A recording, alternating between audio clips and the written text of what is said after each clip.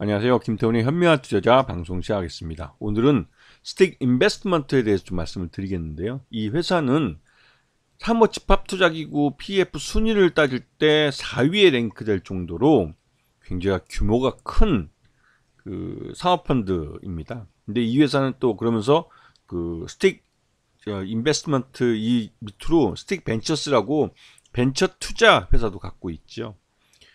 자, 이 회사가 운영하고 있는 사모펀드 현황을 보시게 되면 투자 종료라고 써 있는 게 있고 운영 중이라고 써 있는 게 있습니다. 이 투자 종료는 기존에 모은 자금을 갖고 이미 투자가 실제 이루어져서 그 투자한 그 회사의 이제 자금 회수가 주력하고 있는 그런 회사를 뜻하는 거죠. 이 펀드 하나하나가 다 법인입니다.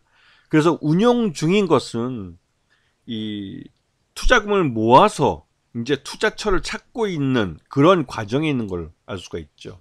그래서 이 펀드들이 이 존속 기한이 게 있습니다. 그 존속 기한 안에 투자를 하고 M&A를 통해서 그 투자금을 회수하는 이런 형태로 사업 구조가 이루어져 있기 때문에 이 회사들은 종속 기한 내에 투자가 이루어지고 투자 회수가 이루어지면 그 돈에 대해서 배당금 형태로 이 스틱 인베스트먼트하고 또 투자자들하고 나눠 갖게 되는 거죠.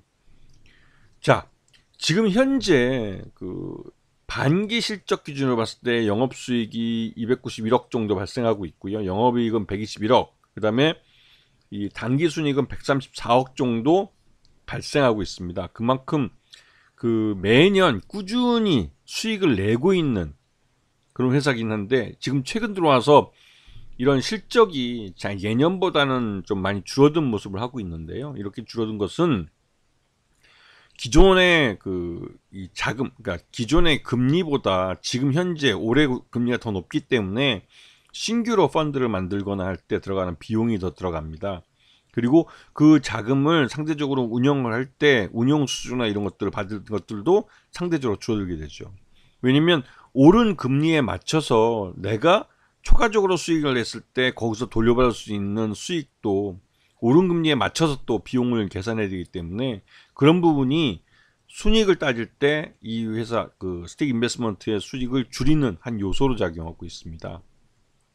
자, 이 회사의 최대주주는 전체 지분의 13.44%를 갖고 있는 도용환 씨고 전체 지분은 20% 정도 되고 있죠.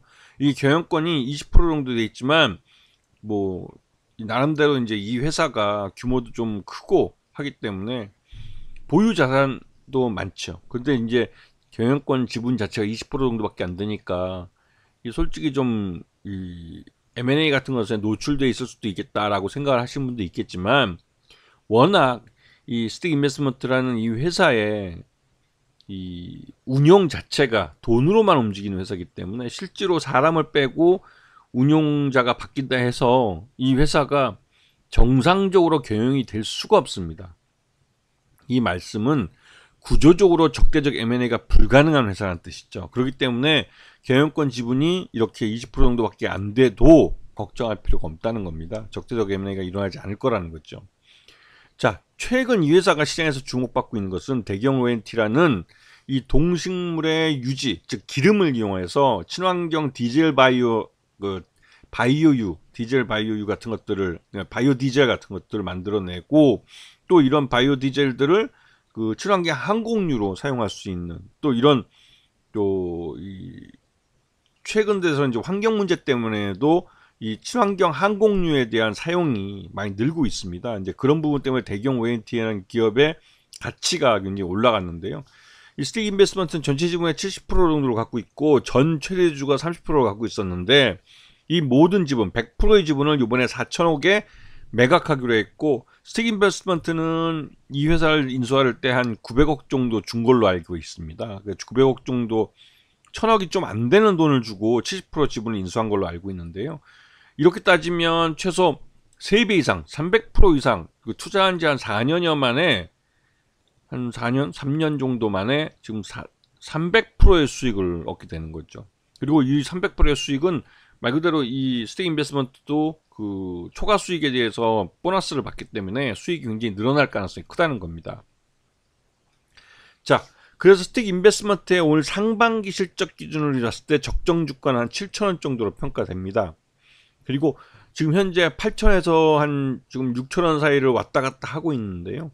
전반적으로 이 회사의 실적이 지금 2분기 때까지는 7,000원 정도로 평가되고 있고, 요번에 대경 ONT를 또 매각을 했기 때문에 그에 대한 추가적인 수익도 들어올 수 있기 때문에 실적은 좀 더 좋아질 가능성이 크죠. 근데 전반적으로 창수사들이 올해 들어와서 주가가 많이 하락한 상태에서 밑에서부터 스금스금 올라오고 있는 것은 작년 기준금리가 계속 오르면서 올해 펀드레이징이 대부분 좀 어려움을 겪었습니다. 이런 창수사들이나 또 PEF 같은 경우는 펀드를 얼마나 많이 만드느냐에 따라서 미래 수익 가능성이 결정이 되기 때문에 펀드를 많이 만들면 만들수록 수익은 많아지는 구조를 가집니다. 기본적으로 운영 수익이나 또는 향후에 이 펀드 운영을 잘해서 거기서 받는 배당 수익이나 또 이 펀드가 청산했을 때 그 성과 수수료 같은 것들도 받을 수 있는 것들을 계산해 볼 수 있는데요. 그런 부분을 따져봤을 때 작년 그 기준금리 인상은 굉장히 힘들었던, 그 펀드 레이징이 올해까지도 그 영향을 미칠 만큼 굉장히 어려웠죠. 창수사들은 그런 그 기준금리 인상 때문에도 펀드를 만들기 어려웠던 그 어려운 시기를 다 지나고 이제 회복기에 들어가고 있는 그 초입에 있습니다. 그렇기 때문에 이제 창수사들한테는 관심을 좀 가져야 할 때가 된 것이라고 볼 수가 있죠. 아시겠습니까? 자, 오늘 방송 여기서 마치겠습니다.